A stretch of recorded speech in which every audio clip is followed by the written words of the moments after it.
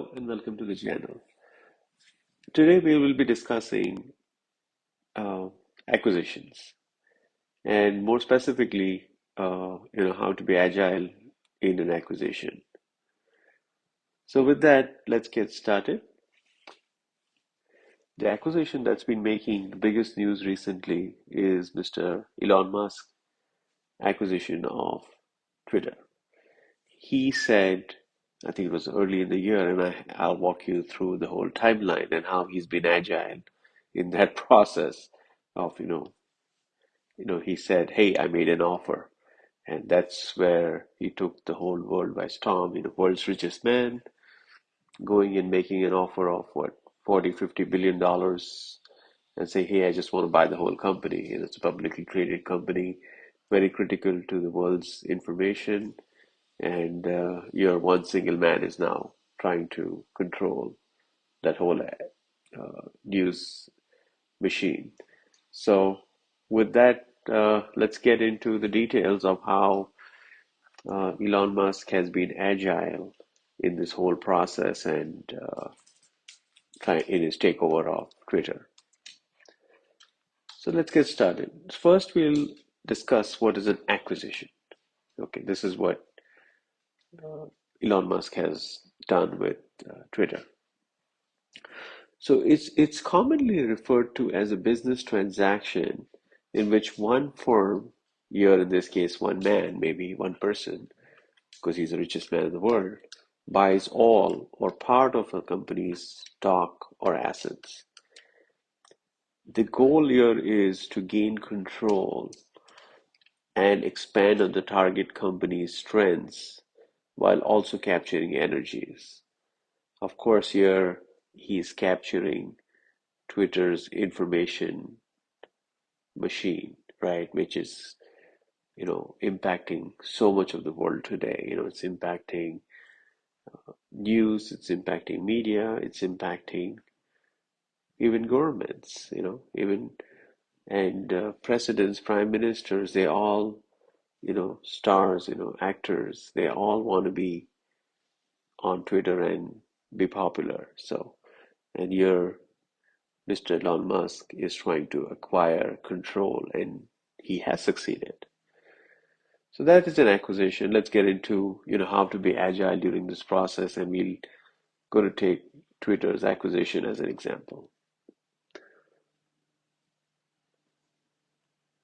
So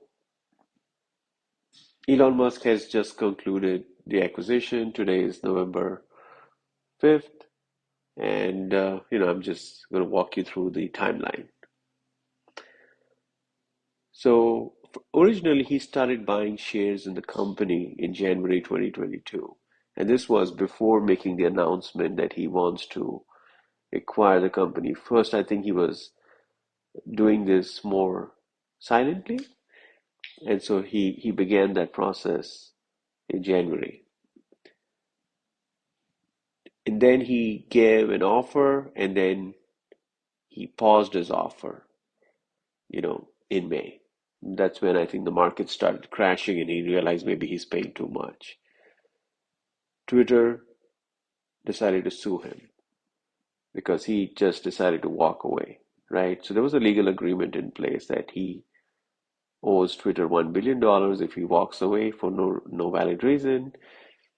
And, clearly he was making some arguments and trying to be agile about the whole acquisition, like, hey, maybe the data was not valid or Twitter was not exactly having so many people reading their tweets, etc.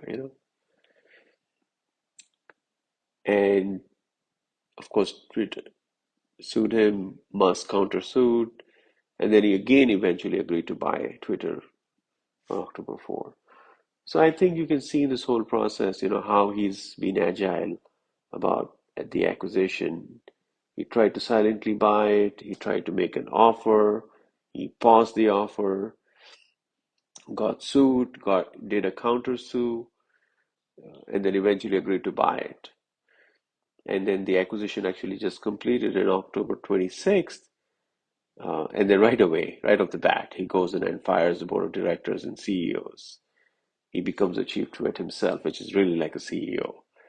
And then what did he do next? He goes ahead and lays off 50% of the employees. So you can see how he's been very deliberate, you know.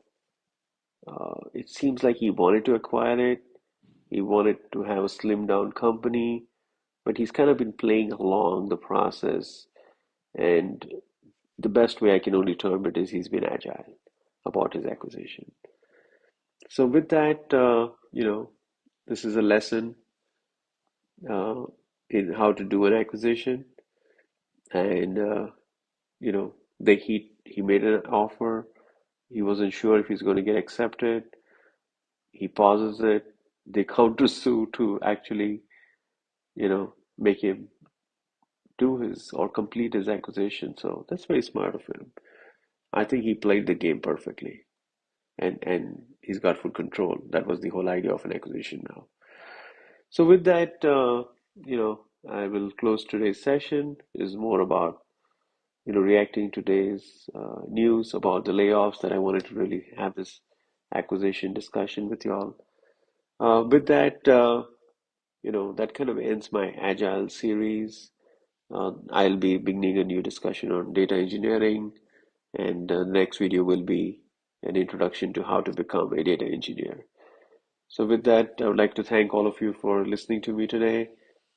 Please do subscribe to our channel as well as like my video if you have liked it. Thank you so much.